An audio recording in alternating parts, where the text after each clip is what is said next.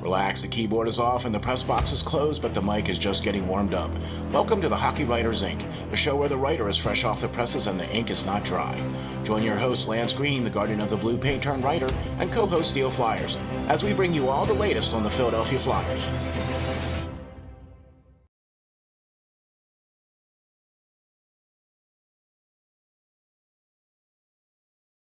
Ladies and gentlemen, welcome to the next edition of the Hockey Writers Ink with your host, Lance Green. All right, guys.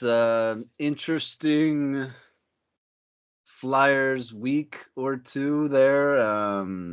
Disappointing comes to mind. Yeah.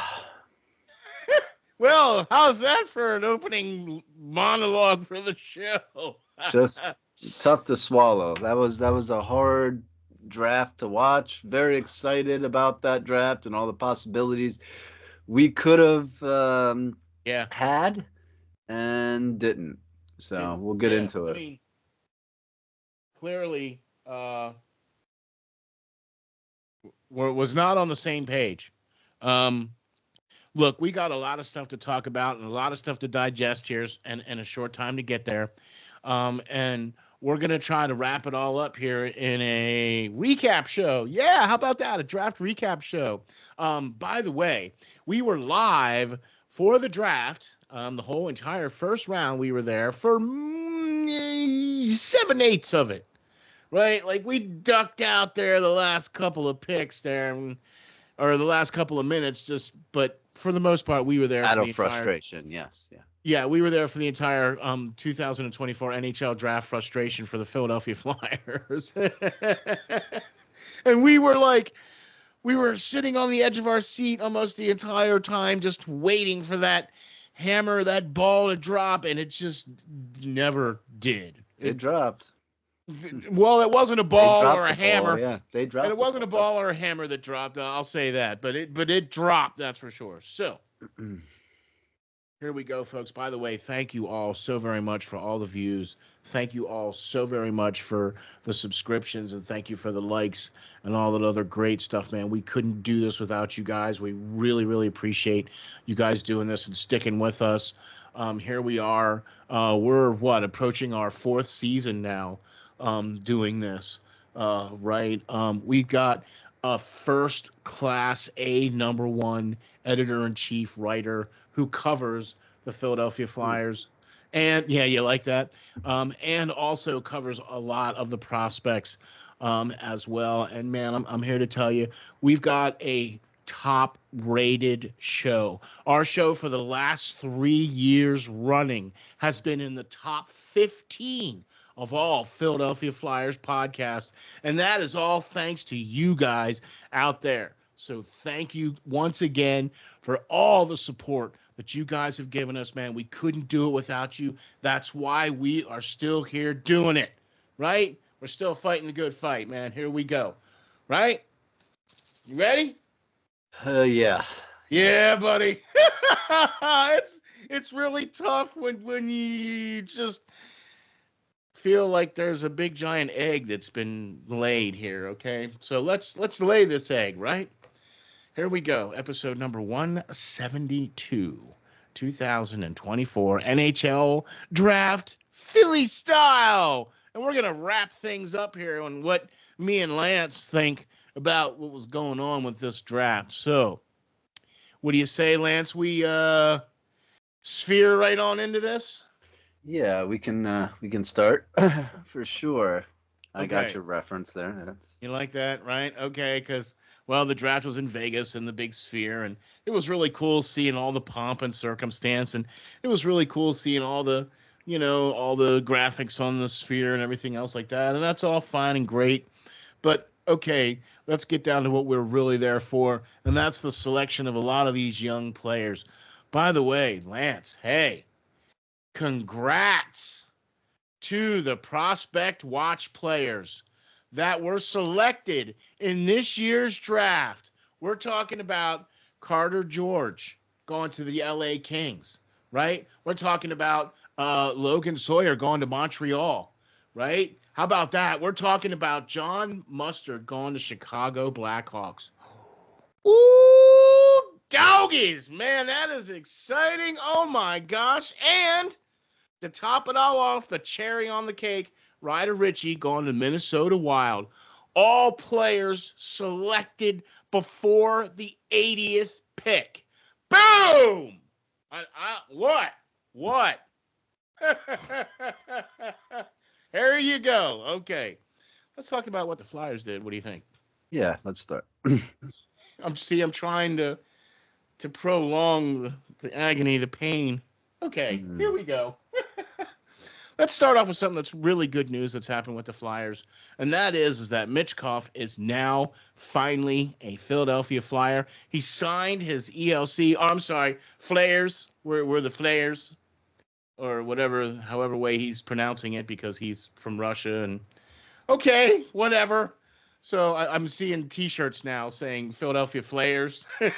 I'm like, all right, okay, whatever. But Mitchkov, finally a Philadelphia Flyer. The paper to pen, 3-year ECL or ELC, I'm sorry, for maximum bucks, of course. So thoughts, Mr. Green?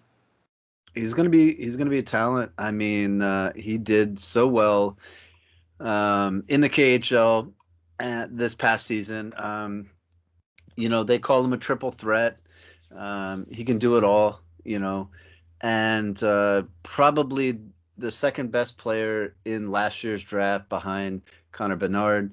But, with everything going on in Russia at the time and still going on over there, people were a little reluctant to draft him. So he fell to us, and he had a 3-year contract left over there. And miraculously, the Flyers were able to get him out of that earlier than expected. And, we're getting a guy who scored 19 goals, 22 assists for 41 points as an 18-year-old playing in the KHL.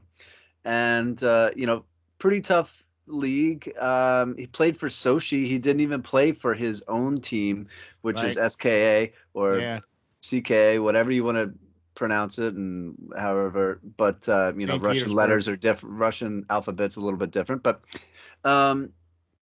this guy's going to be a game changer, I think. And the Flyers were trying to trade down in the draft to be able to get a counterpart for him, and they couldn't pull the trigger. They were reluctant to do so. So in my mind, I think they definitely should have. They had the draft capital to do so, and were reluctant to do it. Well, I don't think they were reluctant. I think they did try. They tried to get the 4th pick from Columbus, and I believe that I heard that they were trying to get some of the other, single-digit picks as well. They didn't want to. They didn't want to give them what they wanted, though. But then they weren't really willing to pay the full price for that particular pick.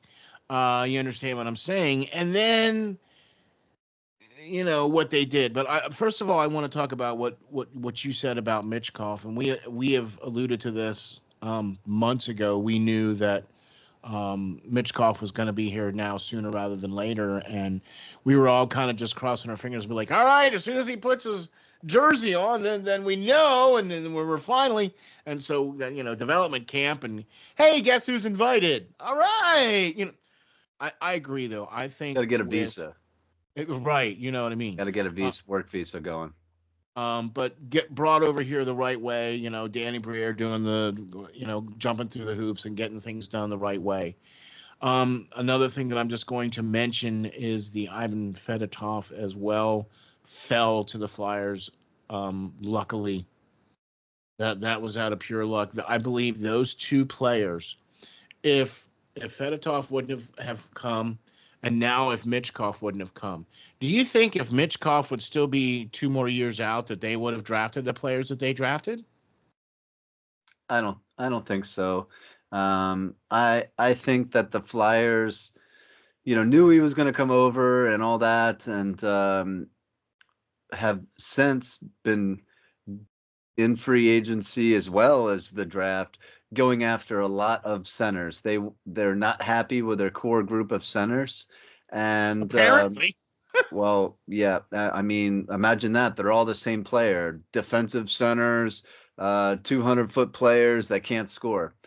Go figure. But I think that they've drafted a whole bunch of centers this past draft, and have been looking for another one in free agency on the cheap.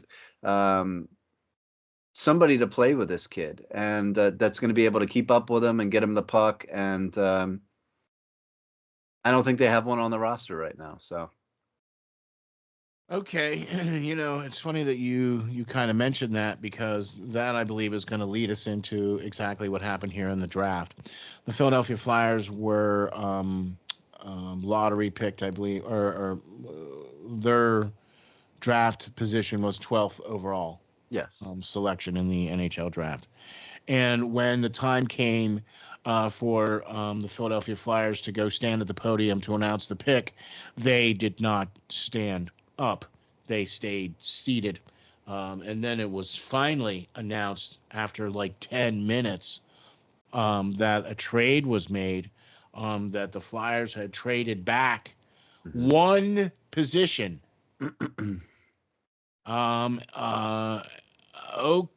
Okay. So the pick was made, and we were extremely nervous that the team that jumped ahead of us was going to pick the guy that we felt would be the best selection for the Philadelphia Flyers. Mm-hmm. And when that selection was then moved to the Philadelphia Flyers with the 13th pick, and they finally stood up and got up to the podium, and they had the great guy that does the "let's get ready to rumble," do the announcement and the whole 9 yards, and they announced Jett Luchanko. Yeah, disappointing, head scratching, all the things, right? I kind of took it as just throwing a dart at the dartboard, because they wanted Demidov. They couldn't get him because they weren't willing to pay up what they were being asked to. And I think they were just having a temper tantrum at that point, because they were mad already leading up into it that they had to buy out Cam Atkinson, and that they couldn't get a trade done for him because he used his no trade clause. So that was just a kick in the pants too. And then, on top of that, not being able to go through with the trade. So, I mean, you have a guy like Cole Yzerman was the guy that we wanted. I wrote about him in my mock drafts. The highest scoring USA National Development Player of all time. Beat out Austin Matthews, Patrick Kane, you name it, Cole Caulfield, everybody in U.S. National Development Program history, and they don't take him. They don't take him. He was the highest goal scorer of anybody. Berkeley, Catton, Iginla, everybody. Beat them all out in goal totals this year, and the Flyers didn't take him. Crazy in my mind, because he could have played opposite Mitchkov on that first line, potential first line. I think he shoots left and Mitchkov shoots right. So why in the heck would you not take him? Why would you not take Zeev, who was there, and you traded back and let Minnesota draft, when all that kid did is win? He's won 2 gold medals in the World Juniors, and he won a national championship with Denver. And in my mind, he could play day one in the NHL this next season, and they didn't take him either. They reached on, like you said, a kid named Jett Luchanko, who they took with the 13th pick from the Storm. And why did they take this kid? I think they were drafting. They must have channeled Al Michaels from the Raiders organizations of just drafting for speed, I think, because that is what this kid has. He has a wealth of speed, numerous, fastest player in the draft, hands down. Okay. But he scored 20 goals this year. Yzerman had 56, 57, an elite goal scorer. And you were worried that he was too one-dimensional. That's why you didn't pick him. I'm sorry. The guy outscored Austin Matthews records, and you don't take this kid because he's too one-dimensional. Well, how about you drafted a center, another two-way center who can't really produce at a high level, and point-wise at least, and you have one of those in Sean Couturier. You have one of those in Morgan Frost. You have one of those in Noah Cates. You have one of those in every single freaking center on the roster is a two-way center, a pass-first guy, nobody that can put the puck in the net besides Mitchkov.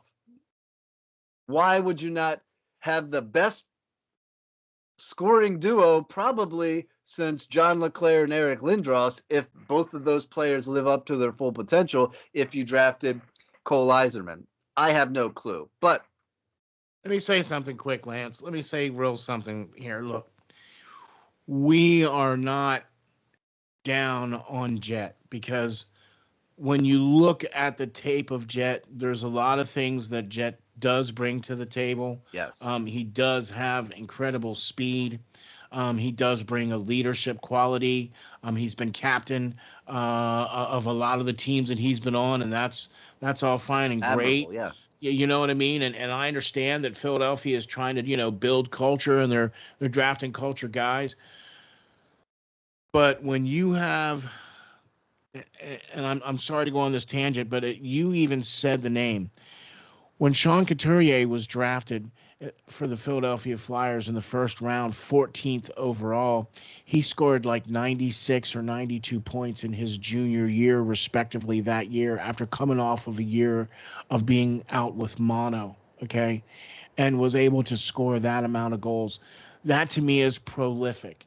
When you're able to score that kind of goals in junior. Heck, if you can score that kind of goals even in the NHL, you're in the top 30, 40 guys. Yeah, okay? He had back-to-back 96-point seasons. Boom, right? Okay, I know what I'm talking about here. He was then turned into a Selke award-winning defensive center, yeah. Great, that's great. I need some guys that can put the frickin' biscuit in the basket. Okay, and there were a handful, as long as my arm, of guys that could have done that would have been a much better selection, in my opinion, than Jett Luchanko. Okay, or Luchanko.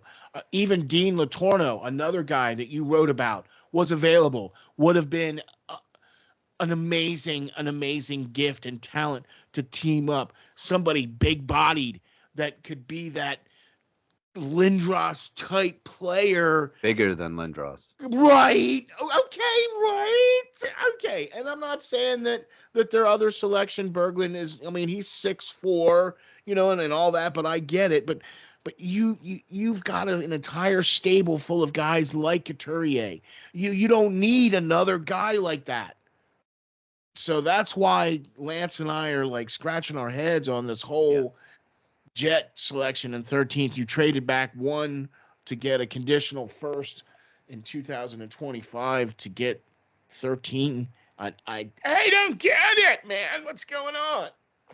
No, I mean, I don't get it either. I mean, Jett, it seems like a very nice kid. He's a good kid, man. He's but it was kid. Still, good head on his shoulders, everything. Yeah. I like him as a player, but when you're taking a pick at 13 and you take a guy that was probably ranked mid-20s, you know what I mean?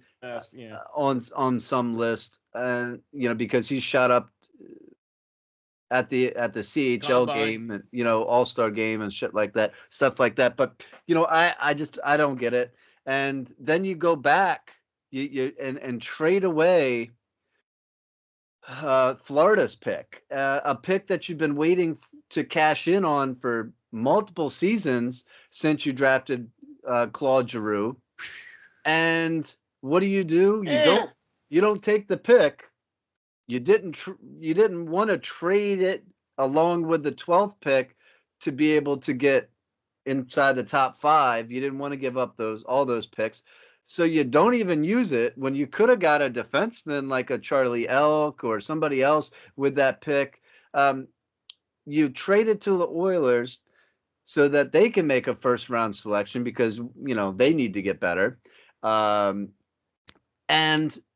you prolong being able to cash in on what you got for Claude Giroux for another year or possibly 2 years. It's probably going to be a year because it was protected by if they finish within the top 12, the worst teams. And that's probably not going to happen when you got Connor McDavid and Leon Draisaitl on the same team. But you prolonged getting what you were supposed to get for Claude Giroux, and it just makes no sense to me. And like I said, going back to it, I think they were just deflated that they had their mindset that they wanted to go get Demidov for Mitchkov to play with, and they just couldn't make it happen. They tried to call multiple teams to get that to happen, and they just it was kind of like, oh crap, what do we do now?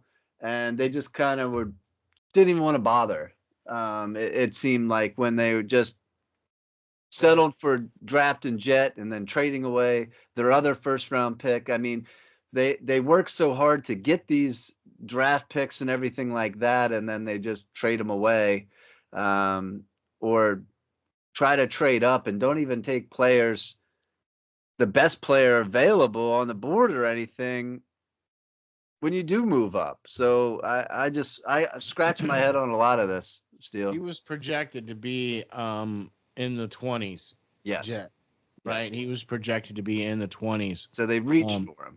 That was a reach, exactly.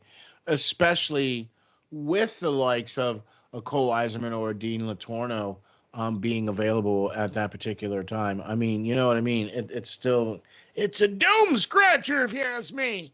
And I'm not saying that because I'm down on Jett, because like I said, the guy brings some really good things to the table. It's just not something that the Flyers need any more of. We've already got that. You know what I'm saying? You made a qualifying offer to some players that I think are going to replace some of the inability to produce players. You know what I mean? But okay. And you trade away the 32nd pick, which that's another dome scratcher, because you had an opportunity to select 2 players in the first round and you completely just tossed that out the window. I don't understand. The 2025 draft, which me and Lance have already started looking at, which is going to be another pretty good draft, but I don't think it's going to be as deep as this draft. Do you know what I mean? Maybe, hey, man, I don't know. Maybe they're seeing something that we're not. They picked Jett and we didn't. So what are they seeing that we're not? Yeah, a lot of teams were high on him. But let's talk about Jack Berglund, who they selected in the second round, 51st overall. Okay.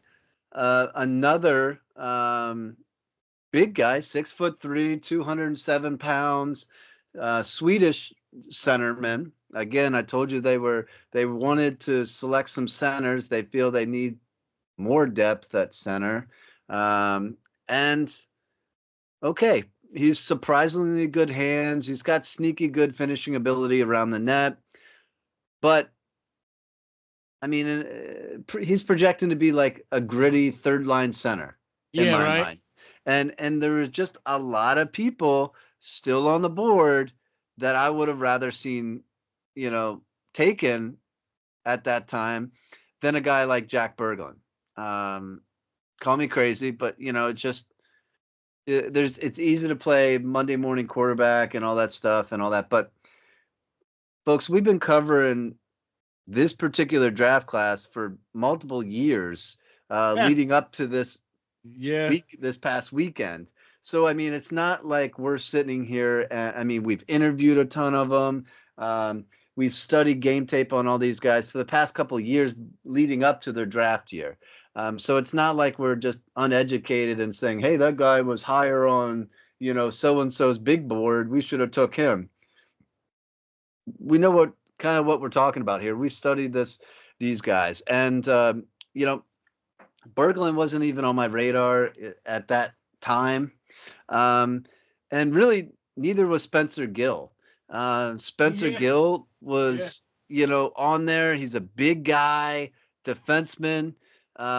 He likes the offensive side of things. They traded up to get him at 59. After acquiring that 3rd round pick and everything, they spent it right away and moved back up. And, he scored 12 goals, 34 assists for a total of 46 points in 65 games. Pretty good for a defenseman. But if they wanted to move up and use draft capital that they had to get a defenseman, why didn't they just take, like I said, Charlie Elk, who's a much better defenseman, 32nd overall with that pick, and you would have got a guy who's polished, you know what I mean? In that sense, if you wanted to get it, why would you trade down from that 1st round pick, not use it to trade up in the 2nd round and get rid of more picks that you acquired to have to move back up to select somebody? Why wouldn't you just select somebody in the first place? It's not like Edmonton gave you their first next year and a whole slew of other stuff to be able to move up. You just gave them this pick for their pick next year. I mean, all the guys that were selected, that's what I was just looking at here. All the guys that were selected on your mock draft, with one exception, were drafted. All the guys. Yeah. Okay, except for Jack Good, which he was not one that we had interviewed on. But he was ranked kind of lower, but I think he is a guy that is going to possibly go to the NCAA and just tear it up, and I had him projected. He might be selected kind of low like that, and he may earn a contract that route. But you had Anthony Romani selected. You had Justin Poirier that was selected. Yeah. You had John Mustard that was selected. You had Dean Latorno that was selected. You had Cole Eiserman that was selected. I mean, these were all guys that we had, or that Lance had on his mock draft that we talked about in our show. This was the pre-lottery show, right? And Pavel Moyovich, goaltender, Russian goaltender. He was taken higher than I expected because not too many Carter people George knew who was he the even first. Right, Carter George, first goalie taken off the list. Sure. At 45. Right, and we interviewed him in Prospect Watch. Go to Prospect Watch. So SteelFlyers.com/links/Prospect Watch and scroll down there, and you can see that the interviews with those 4 players that were drafted. That's what I mean. We look at a lot of tape of a lot of players that we want to be interested in looking at, or interviewing or whatever. So we know what we're talking about when it comes to these guys. We're not just picking names on a dartboard. Okay, so let's wrap up the draft here. I don't want to get into all of the later guys and everything. Because to be honest with you, man, they took a defenseman here or there and another more centers as well. So I'm still scratching my head on even the late round selections. Right. So overall, what would you give the Flyers draft grade for this year? I gave him like a C-, because I think Jett especially could be good for what they drafted him for. He's going to be able to keep up with a Mitchkov, and he's going to be able to set him up. He's had a ton of assists this past season, and that's going to be a good asset for a guy like Mitchkov, who's a finisher. who loves to throw the puck at the net. So, I think they know who their, lead horse is there, and Mitchkov, and I think they were actively going in and trying to surround him with players that are only going to help him. So, with that, we'll have to see. But we'll have to see how development camp is too. I want to see how these kids line up against some of the other prospects already in the team system, and we'll see this week here. Exactly. So I'm gonna have to agree to disagree with you on the draft. I honestly would like to say a D in this draft. If you want to pout, that's fine. You can go ahead and pout, but that shouldn't affect who you're selecting in the draft. Yeah. I'm trying to see what they saw in the selections that they did make. Okay, and they did select some Europeans, some Finnish and some Swedish guys to play center. They picked some big guys, some defenders, and even the centers they selected, all of them are all over 6 foot, and most of them are all over 200 pounds as well too. So they weren't picking diminutive guys, and it's not like Cole Eiserman was a diminutive guy, he's 6 foot. It's not like Dean Latorno, he's freaking 6'6". What? You know what I mean? So it's not like we're saying, hey, you're already picking big guys. Here's another couple big guys. But that's kind of why my grade, I didn't like the trades that they made or didn't make or tried to make or couldn't make, and then the ones that they did make just didn't make any sense. Why would you trade back one pick to get something that is just going to, I just don't get it. I don't understand. And then why, when you have the opportunity to take another player in the first round and you just give it to Edmonton, for a conditional pick that's either going to be 2025 or 2026, and you're just kicking the can down the road with that. So I just don't know. You know what I mean? So my grade is a D. Last year it was a B because we felt that Mitchkov would have been the wrong player to select because of his 3-year contract. Look, let's face it. The Flyers got infinitely lucky that suddenly Fedotov is now in the stables, signed and in the stables. And they got infinitely lucky that suddenly St. Petersburg is like, no, you can have him, and we'll release him from the contract. Okay, thanks. Well, we'll take that. But so you got really lucky, and you had an opportunity to really build in this year's draft. I felt that there were at least a handful, 10, would you say 10 impact players in the first round, Lance?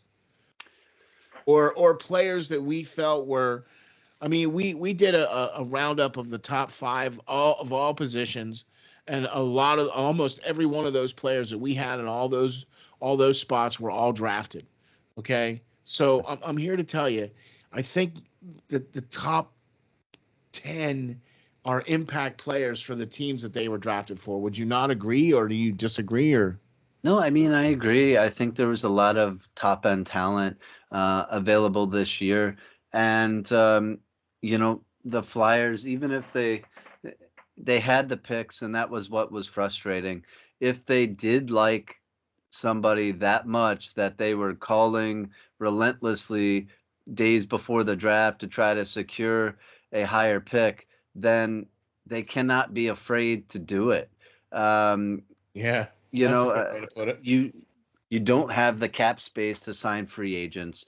You did have the draft pick compensation over time where you traded some guys away at the deadline and everything else and acquired all these picks, and you could have used picks from 2025 and everything that you acquired to make a deal and get it done.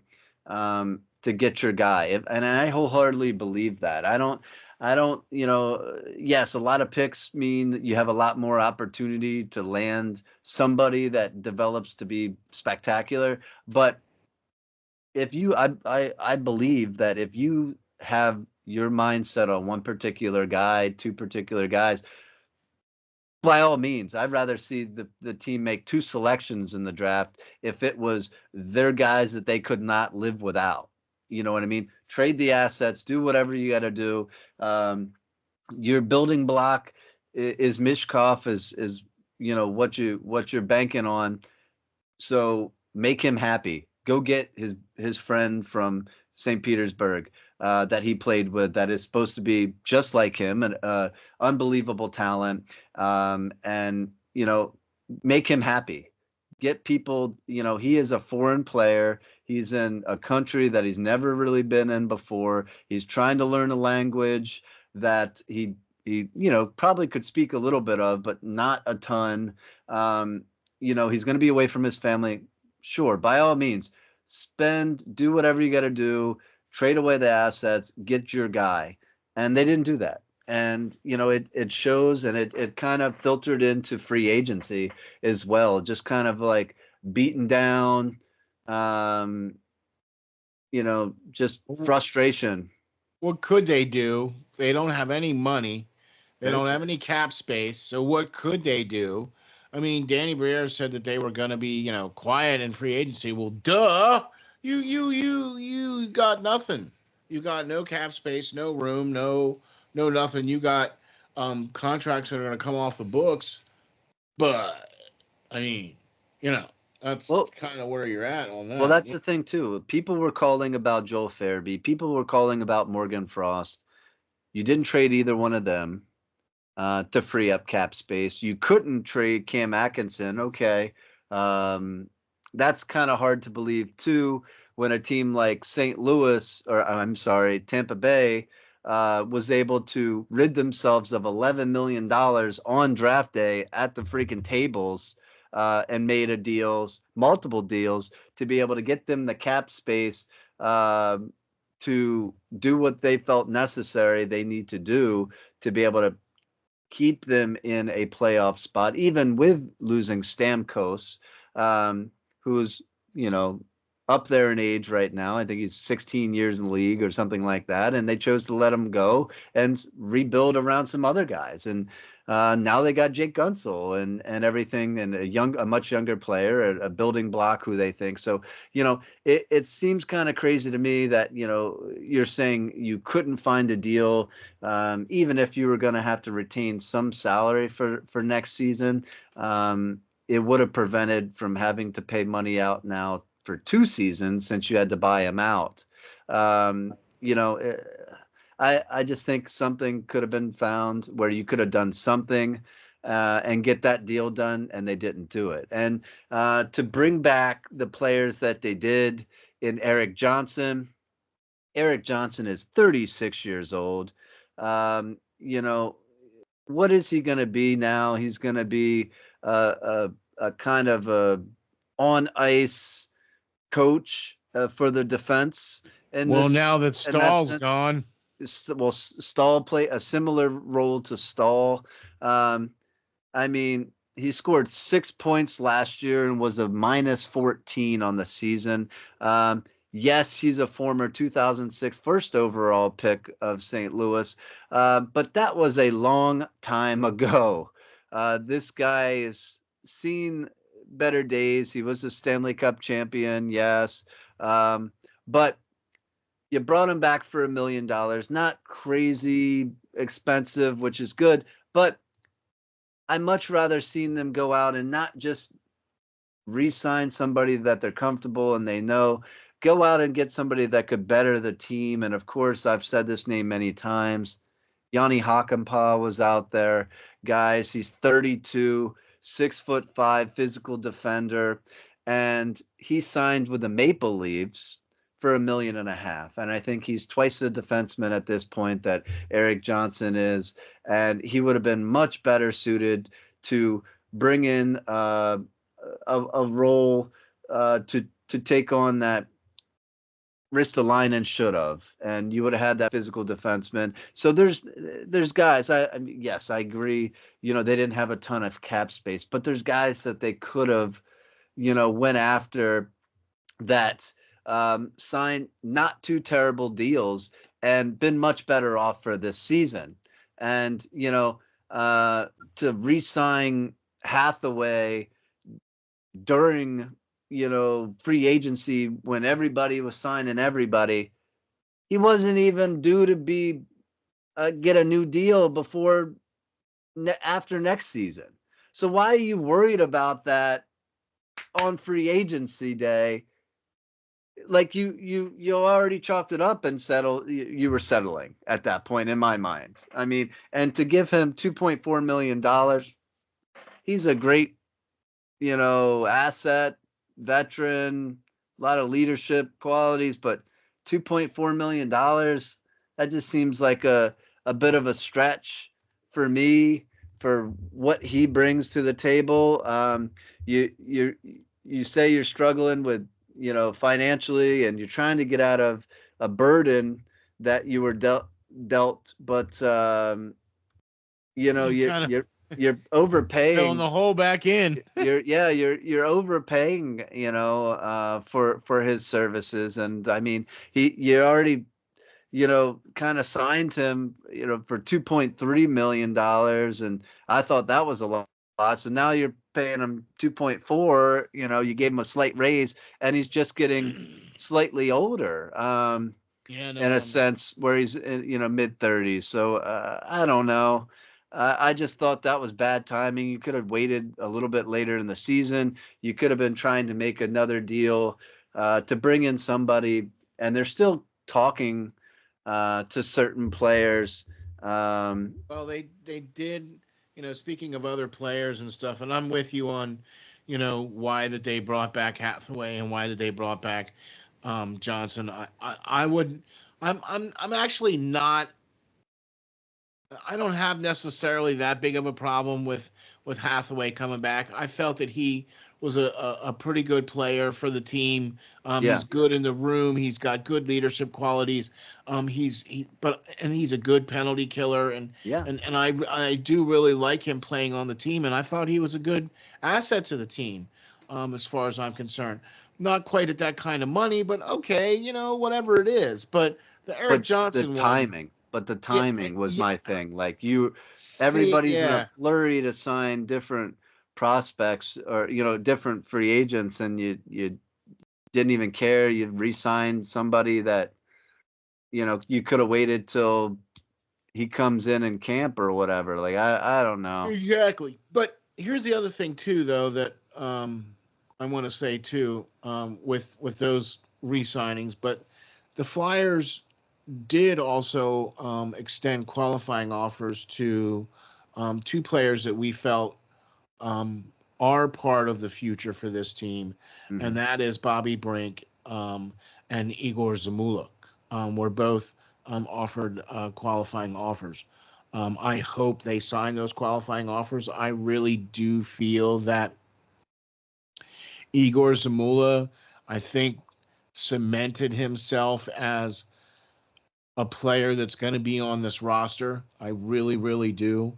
I think that Bobby Brink, with getting a little bit of that more experience down in the Phantoms, where they went to the playoffs, and he was able to get some of that experience as well, I think that's only going to help him in the long run. I think he can be that Morgan Frost replacement. Do you know what I'm saying? Like, that's the other thing too. They didn't trade Morgan Frost. They didn't trade Ristolainen.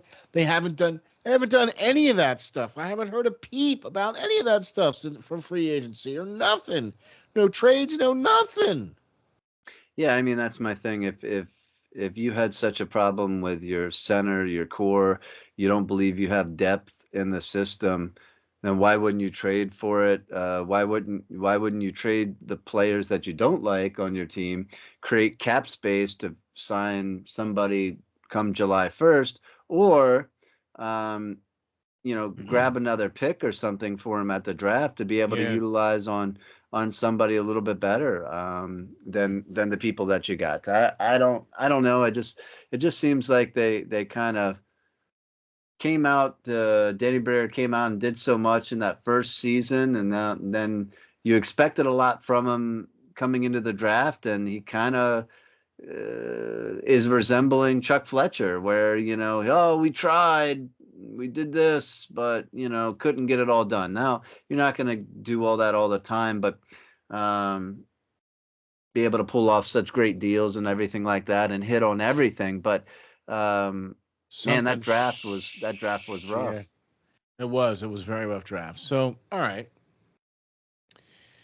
Moving forward, they got development camp. So that's another thing that I think that we want to look forward to and see how that all shakes down with all of the, draft picks and players that were, invited.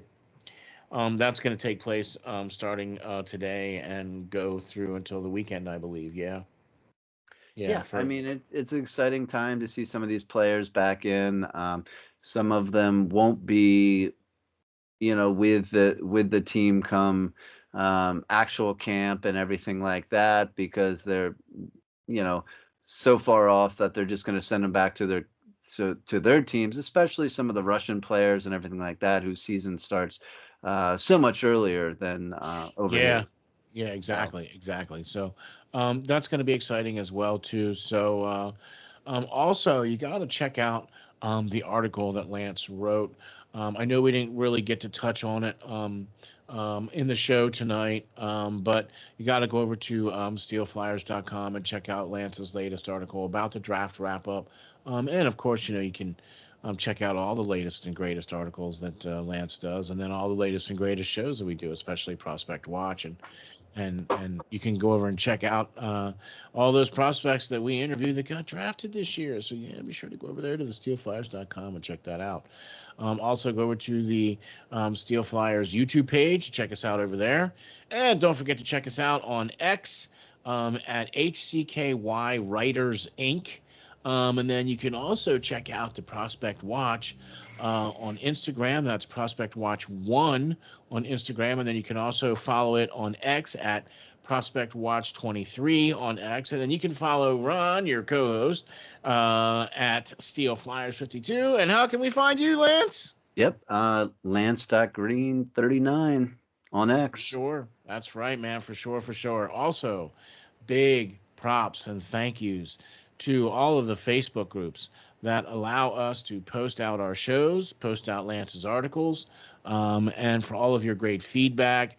We really appreciate that. It's a great platform for us, and we would love to be able to feature you guys all on our show here and everything like that. But the best thing we can do is to say thank you for allowing us to post out on your groups, and thank you for allowing us to be members. And we really appreciate it. And we really appreciate the platform and all of the great comments from the great members from all those great groups. So thank you very much to that. Also, big props and thanks to the main man, Pots and Pans, Lenny Redcoals, for giving us exclusive permission to use his images in our articles and our website and also on our shows. So thank you. Big props to the big man, Lenny Redcoals, for providing some of the great images that you get to see on our shows and in our articles and everything else like that. Lance, I tell you what, man, I think we got a good one here in the books. I'm looking forward to development camp. I've been very pleased with everything that Danny Briere has done so far up until June 28th, 2024. I'm still trying to digest that. I'm still trying to process that. It's been a huge dome scratcher. I mean, I don't know. Maybe it's me. Maybe I'm just sick. Time will tell, I guess, right? If we're the ones looking like dunces, or we have some truth to what we're saying. I hope he proves us wrong. I hope all these prospects turn into something great. Not that I'm saying I don't like some of them that were drafted and everything like that. I just think there was some better choices out there for multiple picks this year that they could have made, they could have collected, and they went another route. So, we'll see. Time will tell. Yeah. I mean, I'm excited. It's another draft class. It's exciting. We're going to see how these guys are going to develop and see how things are going to fly. And so I'm excited to see how this is all going to pan out. You know what I mean? We'll see in another year or two and see how that all goes. Thank you all for checking us out and for tuning in. All you have to do is go to your favorite podcasting platforms and type in Hockey Writers Inc. and give us a 5-star rating and give us a thumbs up and a thank you for tuning in and watching. Also appreciate all the support from all of our great fans out there, man. We really appreciate you guys. We will catch you all later on the next episode of the Hockey Writers Inc.